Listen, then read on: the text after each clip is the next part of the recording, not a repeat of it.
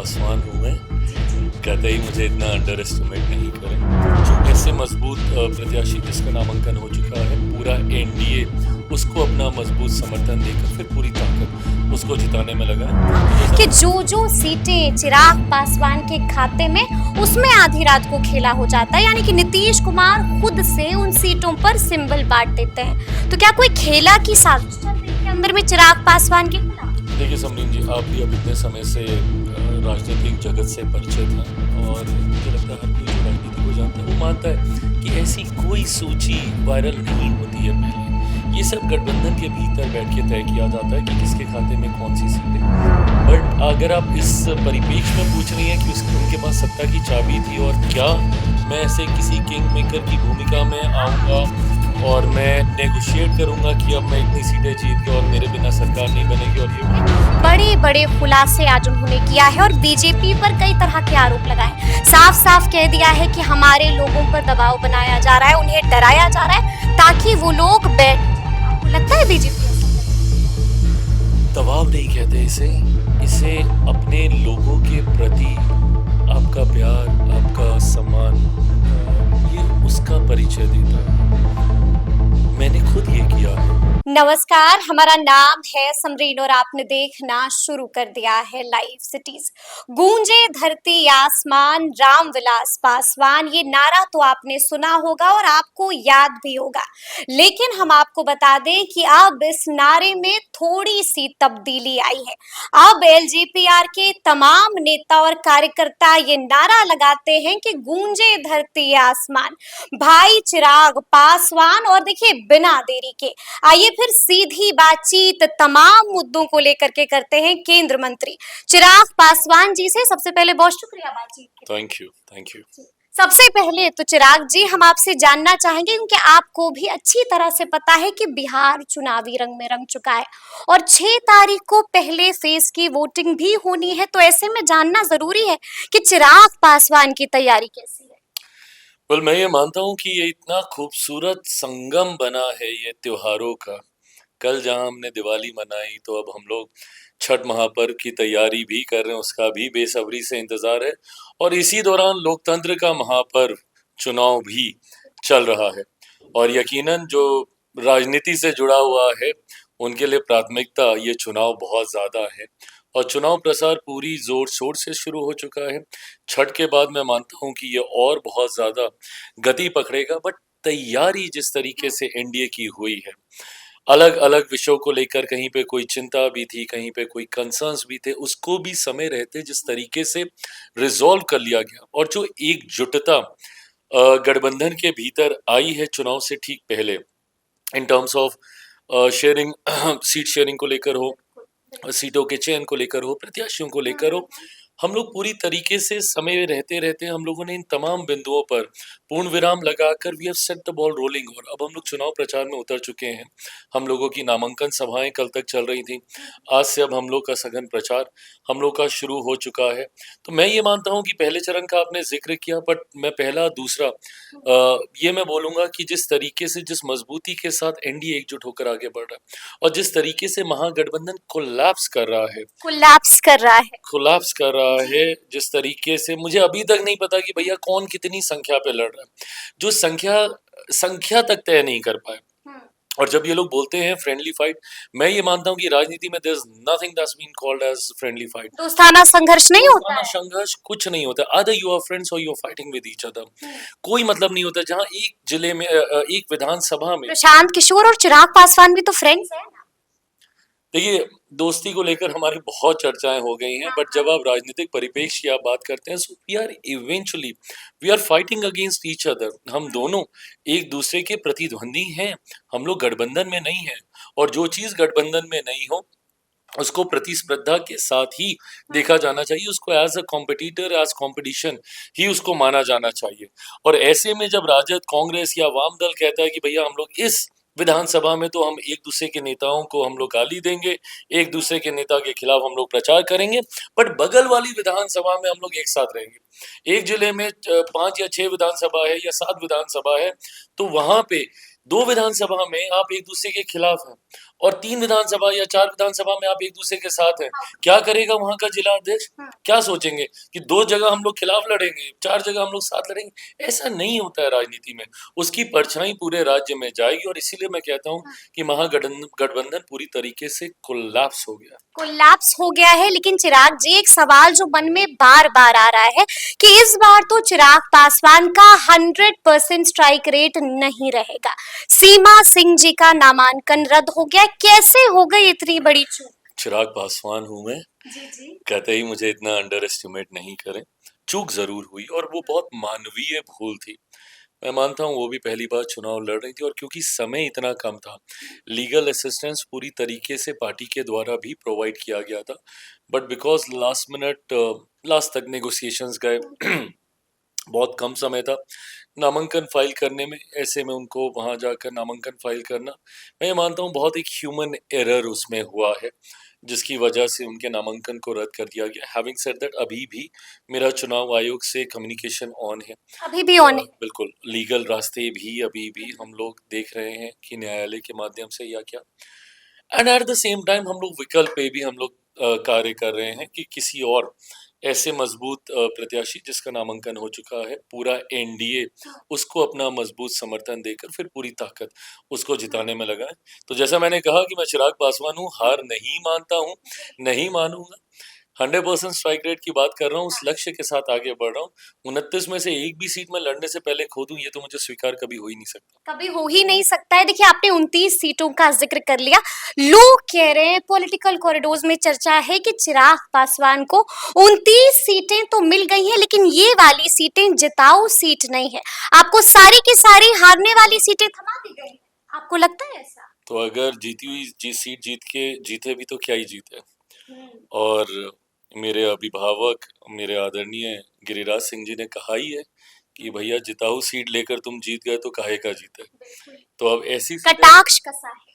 तो अब ऐसी सीटें जीत के दिखाएंगे। बट मैं ये मानता हूँ कि जब आप इनको जीती हुई सीट नहीं मानते, आप इनको 2020 से देखकर आप बोल रहे हैं। 2020 में अगर यूनाइटेड एनडीए रहता तब ये जीती हुई सीटें थी। ये सीटें जो हारे, आज भी जब हम लोग बोलते हैं कि भाई जनता दल यूनाइटेड ये सीट हार गई, वो सीट हार गई, वो सीट हारने वाली सीट थोड़ी थी। वो तो इसलिए हारी क्योंकि उस वक्त एनडीए में बिखराव था। मैं अकेले चिराग पासवान साथ नहीं तो उपेंद्र जी साथ नहीं थे, मैं साथ नहीं था, जिसका कारण बना कि हम लोग ये वाली सीटें हारे। आज तो हम सब एक साथ हैं, तो वापस इस सीट में वो ताकत आ गई है। But at the same time जो थ्योरी 2020 में इम्प्लीमेंट हुई कि डिवाइडेड एनडीए होने की वजह से जनता दल यूनाइटेड सीटें हारा, तो इस बार तो डिवाइडेड महागठबंधन है, तो सोचिए कांग्रेस और राजद कितनी सीटें हारेंगे। अच्छा, हमने ये भी देखा कि आपकी एक लिस्ट जो है वो सीटों वाली, जैसे ही सीट शेयरिंग का फॉर्मूला तय हुआ वैसे ही एक सूची वायरल हो जाती है, और उस सूची में हमने ये भी देखा कि जो जो सीटें चिराग पासवान के खाते में, उसमें आधी रात को खेला हो जाता है। यानी कि नीतीश कुमार खुद से उन सीटों पर सिंबल बांट देते हैं। तो क्या कोई खेला की साजिश चल रही थी अंदर में चिराग पासवान के खिलाफ? देखिए समरीन जी, आप भी अब इतने समय से राजनीतिक जगत से परिचित हैं, और मुझे लगता है हर कोई जो राजनीति को जानता है वो मानता है कि ऐसी कोई सूची वायरल नहीं होती है। पहले ये सब गठबंधन के भीतर बैठ के तय किया जाता है कि किसके खाते में कौन सी सीटें। और मुझे जब 29 सीटें दी गई थी तो मुझसे एक पूल मांगा गया था ऑफ 35-38 ऑड सीट्स का, कि आप अपनी प्राथमिकता वाली सीटें आप बता दीजिए, और अगर उसमें सहमति नहीं बनेगी तो आप फिर 15 और सीटों की आप सूची दीजिएगा, फिर हम लोग उसमें से तय करेंगे, and so on and so fourth. जब तक 29 नहीं फाइनल हो जाएंगे तब तक आप बढ़ते रहिएगा। तो ये हम लोगों ने तय किया था। बट मेरे लिए खुशी की बात यह है कि जो मैंने 38 सीटों की जो सूची दी थी, उसी में से ही मेरी 29 सीटें मेरी फाइनल हो गई थी। तो ऐसे में कुछ ऐसी सीटें जिनका जिक्र उस वायरल सूची में चल रहा था, वो ना मैंने मांगी थी, और इसीलिए जनता दल यूनाइटेड ने उस पे पहले ही अपने प्रत्याशी दे भी दिए, उनको सिंबल बांट भी दिया, क्योंकि उनके साथ वो सीटें फाइनल हो गई थी। जैसे मेरे साथ भी राउंड्स में फाइनल हुई, जैसे मेरी 15 सीटें एकदम फाइनल हो गई थी, फिर उसके बाद मेरी अगली 5 सीटें फाइनल हुई, फिर उसके बाद मेरी अगली 3 सीट फाइनल हुई, फिर मेरी 4 सीट, तो ऐसे करते करते करते करते फाइनल हुई हम लोग की सीटें। तो जनता दल यूनाइटेड की वो सीटें बहुत पहले, क्योंकि इसमें मेरी क्या किसी की कोई दावेदारी नहीं थी। तो ऐसे में अब ये करना, होता क्या है ना कि लोगों को बड़ा मजा आता है जब घटक दल आपस में लड़े। किसी को पसंद नहीं आता कि दो घटक दल एक दूसरे के साथ सहज क्यों हैं और सहजता से और काम जो कर रहे हैं कैसे, और खास जी तौर पे चिराग पासवान और और नीतीश जी और जेडीयू बिल्कुल कैसे बिल्कुल हो सकता है। बीच में इन दोनों की इतनी लड़ाई थी। अच्छा, मेरा इतिहास ऐसा रहा है कि ऐसी बातों को मनवाना ज्यादा मुश्किल काम नहीं होता है। लोग बहुत सहजता से मान जाते हैं कि अरे हाँ। कैसे मान जाते हैं चिराग पासवान, कैसे मना लेते हैं? क्योंकि आपके बारे में कहा जाता है कि बड़े हार्ड बार्गेनर हैं आप। मतलब चिराग ने अगर कुछ ठान लिया तो वो करके ही मानते हैं। मैं लॉजिक पे काम करता हूँ और इसीलिए मेरे लिए मनवाना आसान होता है।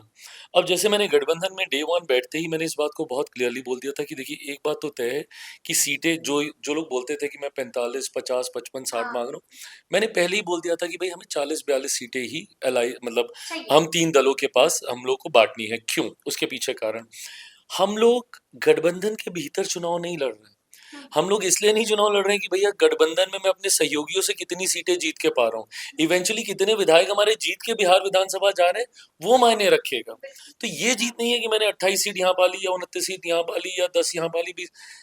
अलायंस के अंदर कोई चुनाव नहीं चल रहा, यहाँ हम लोग एक होके हम लोग चुनाव लड़ रहे हैं महागठबंधन से। तो जब सामने में घटक दल 100 सवा 100 और अब तो जब सूची राजद की आई है तो 143 सीटों पे वो लोग चुनाव लड़ रहे हैं। तो मैं शुरू से इस बात को लेकर क्लियर था कि अगर सामने वाला घटक दल 100 प्लस सीटों पे चुनाव लड़ रहा है तो मेरे प्रधानमंत्री की पार्टी 100 सीटों से कम पे चुनाव लड़े, ये मुझे ही स्वीकार्य नहीं होगा, मैं खुद ही नहीं चाहूंगा। तो जब 100 सीट पे जब भारतीय जनता पार्टी चुनाव लड़ी तो स्वाभाविक है कि जनता दल यूनाइटेड भी 101 102 पे, उस वक्त मैं मान रहा था कि ज्यादा पे चुनाव लड़ेंगे, बड़े तो भाई की हाँ भूमिका होगी। कि 101 102 पे वो लोग चुनाव हाँ लड़ेंगे। तो मैं मान के चल रहा था कि मेरे पास 40 42 सीटें ही हैं अलाइस के बीच बटने के लिए, हम तीन जो बाकी रह गए थे। तो मैंने फॉर्मूला दिया कि 6 का हम लोग फॉर्मूला लगाते हैं कि एक लोकसभा पे 6 विधानसभा आपको मिलेंगी। उस नाते मैं तो फिर भी एक सीट से मैं चूका हूँ, क्योंकि 6 पंजे 30 होता है, 30 होता है तो जी। मेरी तो 29 ही आई। हाँ बट उस वक्त भी मैं मान इसलिए गया और खुशी खुशी माना क्योंकि आज से ठीक 20 साल पहले मेरे पिता ने 29 सीटें जीत कर 2005 में एक बेहतरीन सरकार की चाबी थी उनके पास। 2005 में उन्होंने जीती थी। 20 साल के बाद एक बार फिर से मेरे पास मौका है 29 विधायक जिताने का। तो मुझे कहीं न कहीं ये शुभ संकेत लगा, मेरे पिता का आशीर्वाद लगा और इसीलिए मैं बहुत खुश था जब मुझे 29 सीटें मिली। तो मैं लॉजिक के साथ मैं बैठता हूँ, इसलिए बातें आसान हो जाती हैं। दबाव बनाकर या बहुत हार्ड बार्गेन कर कर या नेगोशिएट कर कर किसी का दिल दुखाकर आपने सीटें ली तो क्या ली? अच्छा, आपको क्या लगता है, अभी आपने जिक्र कर दिया 2005 का, कि तब आपके पिता यानी कि दिवंगत रामविलास पासवान जी के पास 29 विधायक थे और सरकार की चाबी थी। क्या लगता है इतिहास खुद को एक बार फिर से दोहराएगा? 29 सीटें हैं आज आपके पास। दोहराएगा, बट इन द सेंस कि 29 सीटें मैं वापस जीतूंगा। बट अगर आप इस परिपेक्ष में पूछ रही हैं कि उनके पास सत्ता की चाबी थी और क्या मैं ऐसे किसी किंग मेकर की भूमिका में बिल्कुल हाँ। आऊंगा और मैं नेगोशिएट करूंगा कि जी। अब मैं इतनी सीटें जीत गया और मेरे बिना सरकार नहीं बनेगी और ये वो, कतई नहीं। इसके कारण है, दो कारण है। पहला कारण ये कि उस वक्त मेरे पिता के पास ये विकल्प था, because he was contesting independently, he wasn't the part of any alliance, वो किसी गठबंधन का हिस्सा नहीं थे, वो अकेले चुनाव लड़ रहे थे और वो 29 सीटें जीत के आए और उसके बाद गठबंधन बनना था जिसको वो सहयोग देते, उस गठबंधन के नेतृत्व वाली सरकार बिहार में बनती। उन्होंने मुस्लिम मुख्यमंत्री का प्रस्ताव रखा, राजद ने पहली अस्वीकार बार किया। किसी हाँ, ने जी उन्होंने अस्वीकार किया और वो हाँ नई सरकार नहीं हो बनी और पाया। दोबारा चुनाव हुए। मेरे पास ये विकल्प नहीं है। क्यों? क्योंकि मैं ऑलरेडी एक गठबंधन का हिस्सा हूँ, मैं अकेले चुनाव नहीं लड़ रहा। मैं जितनी सीटें जीतूंगा वो गठबंधन की सीटें होंगी, वो मेरी सीटें नहीं होंगी। तो एज अ होल जब आप इस अलायंस को देखेंगे तो 243 में से कितनी सीटें हमारा अलायंस जीत के आया, ये कारण होगा इस गठबंधन की सरकार बनने का। दूसरा कारण, अगर मैं ऐसी नाजुक घड़ियों में मैं नेगोशिएट करूं तो मैं मेरे प्रधानमंत्री की नजरों में ही गिर जाऊंगा और मैं कतई स्वीकार नहीं करूंगा कि मैं उनके विश्वास को किसी भी तरीके से मैं चोट पहुंचाऊं। 2024 में भी जब मैं 5 सांसद जीत कर लाया और उस वक्त भाजपा की सीटें थोड़ी कम थी, मैंने सबसे पहले आपके माइक पर आकर मैंने ये बात बोली कि मुझे कुछ नहीं चाहिए, मुझे कोई मंत्री पद कुछ नहीं, मेरे प्रधानमंत्री एक बार फिर से प्रधानमंत्री पद की शपथ लें, that's it, I don't want anything और ये एल्स। आपने सीएम हाउस के बाहर बोला था, सीएम मुझे हाउस के अच्छी बाहर है, बोला था, अच्छे से बिल्कुल। याद है बिल्कुल। और मैं उस पे मैं अड़ा रहा और मैं डटा रहा। और ऐसे में मेरे लिए मेरे प्रधानमंत्री बहुत मायने रखते हैं। उनके साथ में ऐसे क्षणिक भर के लाभ के लिए मैं नेगोशिएट करूं, इतनी छोटी सोच मेरी नहीं है। इतनी छोटी सोच नहीं है, लेकिन आपके बारे में और भी कई तरह की चर्चाएं होती रहती हैं। जब सामने आज आप बैठे हैं तो एक और सवाल है जिसका जिक्र हम करना चाहते हैं। कहा तो ये भी जा रहा है कि आपके 100% स्ट्राइक रेट को कम करना चाहती है बीजेपी, और शायद यही वजह है कि आपको इस तरह की सीटें मिली। डर सताता है बिल्कुल डर नहीं सताता है, और क्यों सताएगा। मैं अपनी क्योंकि मेहनत राजनीति में कुछ भी हो सकता है। बिल्कुल कुछ भी हो सकता है, बट हाँ, आपको अपने आप को इतना मजबूत करना होगा कि आप विपरीत परिस्थितियों का भी आप सामना कर सकें। और मेरा तो उदय ही विपरीत परिस्थितियों में हुआ है। जब मुझसे सब छीन लिया गया था, उसके बाद ही मैं यहाँ तक मैं पहुँचा हूँ। और मैं भारतीय जनता पार्टी का आपने ज़िक्र किया, मैं मानता हूँ कि उनसे ऑनेस्ट सहयोगी नहीं कोई हो सकता। बीजेपी से ऑनेस्ट सहयोगी नहीं हो सकता। बिल्कुल, क्योंकि राजनीतिक इतिहास में, और क्योंकि मैं राजनीति का विद्यार्थी में रहा हूँ, and being student of politics, मैं पढ़ता हूँ, देखता हूँ, सीखता हूँ राजनीति।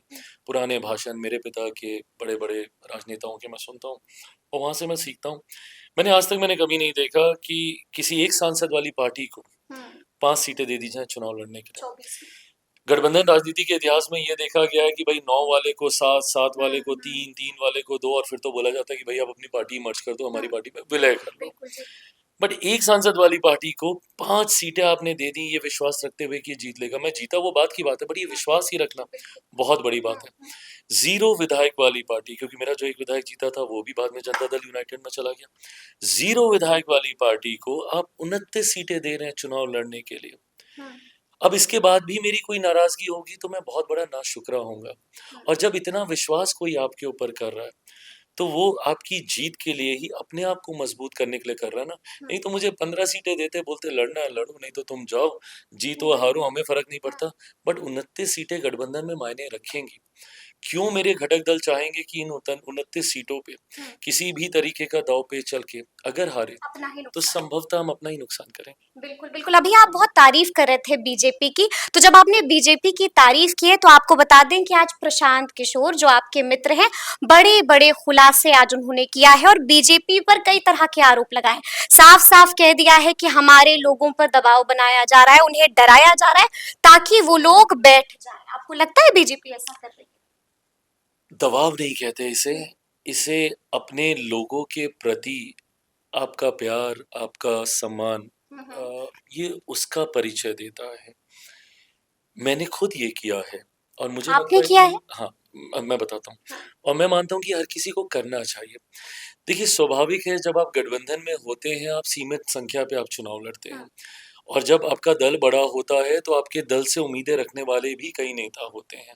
मैंने पिछली बार 137 सीटों पे चुनाव लड़ा, पार्टी टूटी, सब हुआ, बट उसके बावजूद गिरी से गिरी हालत में एटलीस्ट अराउंड 100-105 के आसपास मेरे पास ऐसे प्रत्याशी थे जो चुनाव लड़ना चाहते थे।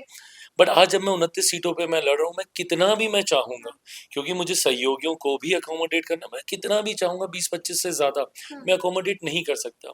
बाकी लोगों में नाराजगी होगी, स्वाभाविक है वो नाराजगी। वो आपके बारे में कुछ अपशब्द कहेंगे, कुछ कहेंगे, इधर उधर जाएंगे, जहां से टिकट मिलेगा वो लड़ेंगे। बट ये आपकी जिम्मेदारी बनती है, क्योंकि वो आपके साथ ही रहे हैं। आप उनको रीच आउट तो कीजिए, आप उनको मनाइए, तो आप उनको अपनी परिस्थिति कह रहे हैं डरा रहे हैं। नहीं, इसे डराना जो कहते हैं ना, इसे मनाना कहते हैं। मैं खुद पिछले 4 दिन से 5 दिन से शाम को जब मुझे खाली समय मिलता है, मैं अपने पार्टी के पुराने नेता जो कि नाराज हैं या जो दुखी हैं, नाराज से ज्यादा दुखी हैं, और वो दुख आक्रोश में परिवर्तित होते हैं। कह रहे हैं डील हो रही है और धर्मेंद्र प्रधान खुद ये डील कर रहे हैं। नहीं, कोई ये डील नहीं कर रहा है। उनको बुलाया गया, उनको बताया गया, वास्तविकता से उनका परिचय कराया गया, और भविष्य में पार्टी उनके लिए क्या सोचती है, इस बात की जानकारी दी गई। और ये हर दल को करना चाहिए। आज जब ऋतु जायसवाल जी के मैं आंसू देखता हूँ, मुझे भी तकलीफ होती है। एक पढ़ी लिखी महिला, भले वो किसी भी भाई दल में रही हूँ, हम लोग के विचार नहीं मिलते हूँ, वो एक तरफ है, बट उनका समर्पण उनकी पार्टी के लिए, वो मुझसे कितनी बार लड़ी है अपनी पार्टी के लिए, तेजस्वी यादव के लिए लड़ी, उनके लिए लड़ी, उनका ये जुझारूपन मैंने उनमें देखा। और आज जब आप उनको नहीं दे सकते, मैं ये भी समझ रहा हूँ, because I am sitting on the other side of the fence also. मैं समझ रहा हूँ कि शायद राजद के पास वो स्पेस नहीं होगी कि आप उनको दे पाए, और मैं ये भी मैं मानता हूँ कि राजद ने प्रयास भी किया होगा उनका समावेश करने का, उसके बाद भी नहीं हो पाया होगा। बट आज जब वो सार्वजनिक तौर पर रो रही है, बुलाइए तो उनको, बैठाइए तो उनको, बात तो कीजिए उनसे। जब आप छोड़ देते हैं तो ये चीजें ज्यादा खराब होती हैं। ये छोड़ा नहीं हमने, और इसीलिए जिन लोगों ने नामांकन वापस भी किए हैं, वो इसीलिए किए कि हमने रीच आउट किया है। प्रशांत किशोर का 3 विकेट ऐसे ही गिर गया।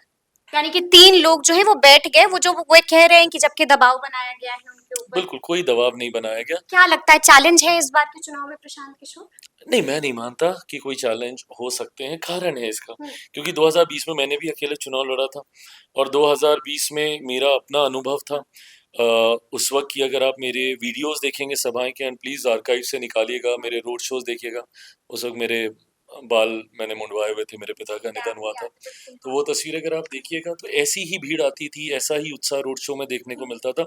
और मेरे हर प्रत्याशी ने मुझे बाद में कहा कि भैया चुनाव बहुत अच्छा जा रहा था, पर चुनाव से ठीक 2 दिन पहले चुनाव पलट गया, हम लोग के हाथ से चुनाव निकल गया।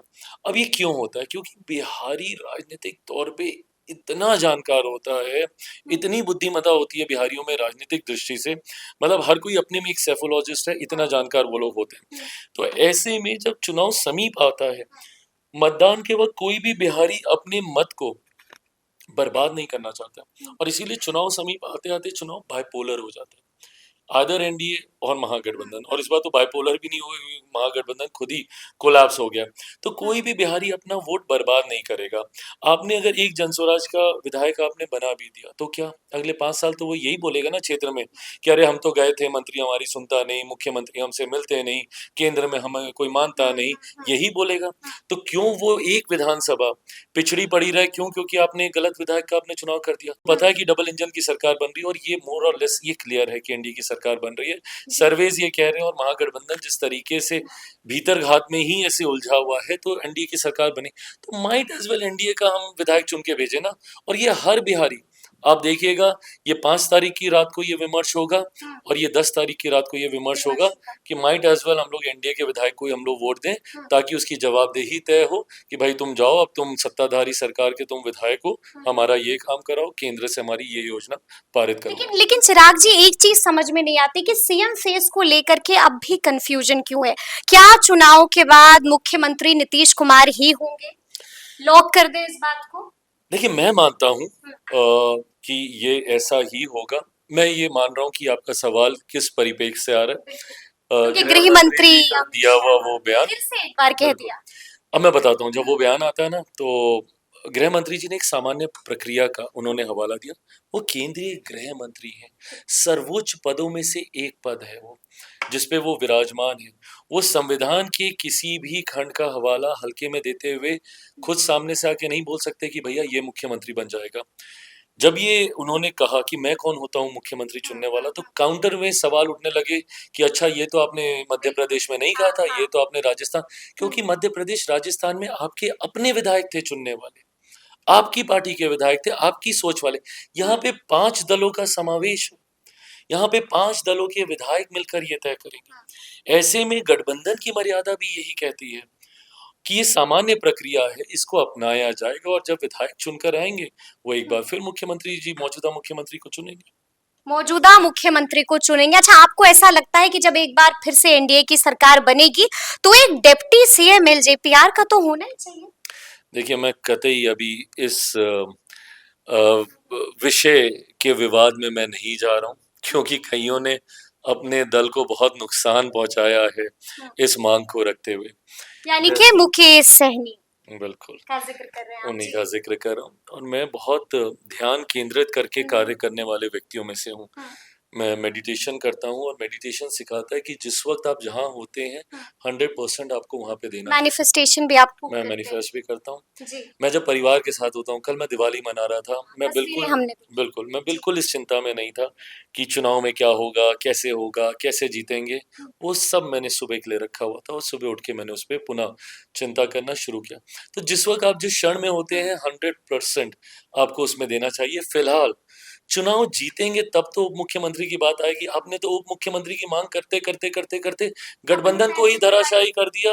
आपने गठबंधन को ही हार के दहलीज पे लाके खड़ा कर दिया। तो ऐसे में मैं इसकी चर्चा करूँगा, ज़रूर करूँगा, बट 14 नवंबर के बाद। 14 नवंबर के बाद। तो आप हेलीकॉप्टर पर कब उड़िएगा? कब जाइएगा मांझी जी के लिए प्रचार करने, उपेंद्र कुशवाहा के लिए प्रचार करने, जेडीयू के लिए? वो जब जहाँ-जहाँ माँगे, मैं ये मानता हूँ कि शायद छठ के बाद ये पूरी तरीके से गति पकड़ेगा। फिलहाल मेरे प्रधानमंत्री अभी आ रहे हैं 2 दिन के बाद, उनके कार्यक्रम की तैयारी में भी लगे हुए हैं। फिलहाल हर दल अपने प्रत्याशियों के लिए प्रचार कर रहा है। कल भी हम लोग महुआ जाएंगे, आपने उपेंद्र जी का जिक्र किया तो मुझे याद आया, कल भी हम लोग महुआ जाएंगे। महुआ सीट जिसको लेकर के खूब विवाद हुआ था, लेकिन आखिरकार जीत गए चिराग पासवान। बात जीत हार की नहीं है, बात गठबंधन की है कि गठबंधन में कौन रहकर उस सीट को जिता ले, इस बात की है। और इसी आधार पे सारी सीटों का चयन हुआ है। हर सीट पर मेरे प्रधानमंत्री का आशीर्वाद, मुख्यमंत्री जी का तो आशीर्वाद है ही, बट बिना मांझी जी, उपेंद्र कुशवाहा जी और चिराग पासवान के सहयोग से हम वो सीटें जीत थोड़ी तो पाएंगे। जाएंगे उनके लिए प्रचार करने? मैं क्यों नहीं जाऊंगा, मैं सारी सीटों पे मैं जाऊंगा, हर एक प्रचार में मैं रहूंगा। तो कल जैसा मैंने कहा कि कल हम लोग परबत्ता भी जाएंगे, कल हम लोग बेगूसराय में भी एक सीट है शायद साहेबपुर कमाल की, ये 2-3 सीटों पे प्रचार। तो हम लोग अभी फिलहाल अपने अपने प्रत्याशियों के लिए तो हर दल कर ही रहा है, पर 29 से मैं मानता हूँ कि सब साझा प्रचार भी शुरू हो जाएगा। अंतिम सवाल, क्योंकि आपका आकलन हमेशा सही होता है, एनडीए को इस बार कितनी सीटें मिलने जा रही? मेरा आकलन से ज्यादा मेरे पिता का आकलन हमेशा सही रहा था, मौसम वैज्ञानिक वो थे, बट उन्हीं का अंश, उन्हीं के संस्कार है मुझ में। मैं ये मानता हूँ 160 का लक्ष्य गृह मंत्री जी के द्वारा हम सबको दिया गया है। पहले 225 था, लेकिन वो घट के 160 पर आ गया। नहीं, 160 जो व्यवहारिक जो लक्ष्य है, जो विद इन द अलायंस हम लोग बोलते हैं कि इतनी तो हम लोग जीते ही जीत रहे हैं। 225 तो 2025 चल रहा है, तो 225 हम लोग चाहते हैं कि हम लोग जीते। मैं ये मानता हूं कि अब वो 225 का लक्ष्य भी अब समीप है। जिस तरीके से महागठबंधन के कोलैप्स होने की वजह से वॉक ओवर हम लोगों को कई ऐसी सीटों पे भी मिला है जो संभवतः अदरवाइज शायद थोड़ी मुश्किल होती, अब हम लोग वो सीटें भी आसानी से हम लोग जीतने जा रहे हैं। तो मैं मानता हूं कि एक ऐतिहासिक संख्या के साथ इस बार हम लोग सरकार बनाए। ऐतिहासिक संख्या के साथ एक छोटा सा रैपिड फायर भी है, झटपट सवालों को लेते हैं। चिराग जी, तेज प्रताप यादव या फिर तेजस्वी यादव, बिहार का भविष्य किसमें दिखता है? फिलहाल तो मैं नहीं मानता कि इनमें से कोई भी बिहार का भविष्य है, क्योंकि जब आप भविष्य बोलते हैं तो आप अगले 5 साल 10 साल की बातें करते हैं। तो मैं तत्काल इमीडिएट फ्यूचर की अगर मैं बात करूं, I don't see anybody there. You don't see anybody. Longest time NDA will be here, Bihar में एनडीए की सरकार लंबे समय तक रहेगी। ठीक है, पीके को अगर एक सलाह आपको देनी हो प्रशांत किशोर को, तो वो सलाह क्या होगी? अरे मैं कौन होता हूँ सलाह देने वाला उनको? दोस्त हैं आप? उन्होंने दुनिया को सलाह दी है, बड़ी बड़ी पार्टियों को उन्होंने सलाह दी है, तो वो सलाह देने का काम उनका है, मेरा नहीं। ठीक है, सम्राट चौधरी, विजय सिन्हा, नित्यानंद राय, दिलीप जायसवाल, बीजेपी का सीएम फेस किसको देखते हैं? ये पुनः मैं मेरे हमारे गृह मंत्री जी के शब्दों को मैं दोहराऊंगा कि अगर कभी ऐसी परिस्थिति भी बनती है तो पुनः एक बार फिर एनडीए के सारे विधायक आपस में बैठ के ये चेहरा चुनेंगे। बड़ा समझदार आंसर था। Thank you. चलिए, अच्छा ये भी हम आपसे जानना चाहेंगे कि विधानसभा चुनाव के बाद क्या शादी कर लेंगे चिराग पासवान? सबको इंतजार है। किसको इंतजार है प्रभु, क्या लेना देना इन सारे खूबसूरत सवालों में, इस सवाल के कोई मायने नहीं। फिर भी आपने ही कहा था कि एक बार 25 गुजर जाएगा, उसके बाद बात तो करेंगे। पहले गुजरने तो दीजिए प्रभु। अच्छा ठीक है, अगर शादी करना हो तो लड़की में कोई एक ऐसा गुण जो Chirag V Paswan, are done with the questions now. कोई एक गुण चिराग जी। चलिए ठीक है, तो किस बात पर चिराग पासवान को गुस्सा आता है? मुझे हाँ? मेरे साथ जो मेरे सहयोगी हैं, जो मेरे साथ कार्य करते हैं, शायद वो इस बात से एग्री ना करें, बट अदरवाइज मुझे गुस्सा नहीं आता। मैं बहुत धैर्य, पेशेंस वाला व्यक्ति हूँ। मेरे आसपास वाले साथी इस बात से सहमत नहीं हो रहे होंगे, बट मुझे नहीं आता ज्यादा गुस्सा नहीं आता है चिराग को। ठीक है, बेस्ट फ्रेंड कौन है आपका? मेरे बहुत सारे दोस्त हैं। कोई एक नाम ले लीजिए। ऐसे एक नाम लेके मैं बाकियों से कतई नाराजगी मोल नहीं लूंगा। आई लव मेकिंग फ्रेंड्स, मुझे दोस्त बनाना बहुत पसंद है। मेरा एक बड़ा दोस्तों का सर्कल भी है। अलग अलग राज्यों में रहा हूँ, अलग अलग देशों में मैंने ट्रैवल किया है। So I have a lot of national international friends. Delhi में बहुत है, मुंबई में बहुत है, लंदन में बहुत है, अमेरिका में बहुत है। तो बिहार तो खैर मेरा परिवार ही, तो काफी दोस्त हैं। काफी दोस्त है। अंतिम सवाल, चिराग पासवान जब मुख्यमंत्री बनेंगे तो पहला कोई काम जो बिहार के लिए सबसे पहले करना चाहेंगे? मैं बिहार में शिक्षा व्यवस्था को और ज्यादा सुदृढ़ करना चाहूंगा, और ज्यादा मजबूत करना चाहूंगा, ताकि मेरे बच्चों को कोटा ना जाना पड़े पढ़ाई के लिए। बिहार में मैं मानता हूं कि जब तक शिक्षा डीप रूटेड नहीं होगी, तब तक हम लोग जात पात धर्म मजहब से हम लोग बाहर नहीं निकल पाएंगे। Education is the only way to move forward. शिक्षा ही एकमात्र रास्ता है जिसके माध्यम से आप इन जात पात धर्म मजहब की बेड़ियों को बंदिशों को आप तोड़ पाएंगे। आप हर उस बिहारी को देखिए जो बिहार से बाहर निकला है और जिसका विजन, जिसका होराइजन और ज्यादा खुला है, ब्रॉडन अप हुआ है, वो अब ये सारी बातें नहीं करता है।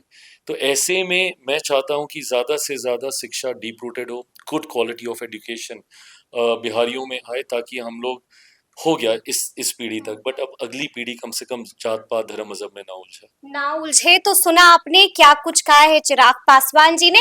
तो फिर ये पूरी बातचीत, पूरी चर्चा और पूरा वीडियो आपको कैसा लगा है, कमेंट करके हमें जरूर बताइएगा। तो ऐसे तमाम अपडेट्स के लिए बिल्कुल ऐसे ही हमारे साथ बने रहिएगा और देखते रहिएगा लाइव सिटीज। बहुत शुक्रिया।